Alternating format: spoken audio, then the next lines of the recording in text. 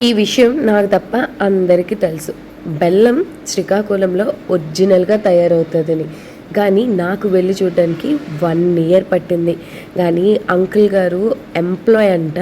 So, అదంతా మానేసి న్యాచురల్‌గా ఎలాగ ఫార్మింగ్ చేయాలి, ఎలా రెడీ చేయాలి అనేది దాదాపు కొన్ని సంవత్సరాల నుంచి చేస్తూ ఉన్నారు.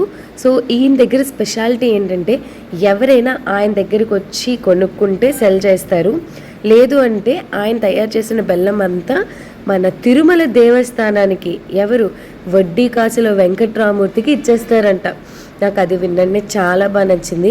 And without any chemicals just చెరుకు రసం పిప్పిని 3 గంటల సేపు మరగబెట్టి ఆ పిప్పినే నిప్పు కింద యూజ్ చేసుకొని ఈ బెల్లాన్ని తయారు చేయడం అయితే జరుగుతుంది. సో, చూస్తున్నారు కదా, చూడటానికి ఎంత బాగుందో.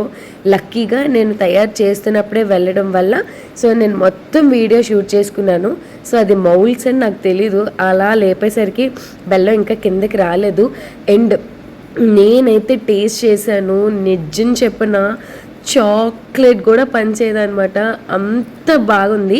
సో, ఈ బెల్లాన్ని డయాబెటీస్ వాళ్ళు తీసుకుంటే చాలా చాలా మంచిది నార్మల్ షుగర్తో కంపేర్ చేస్తే.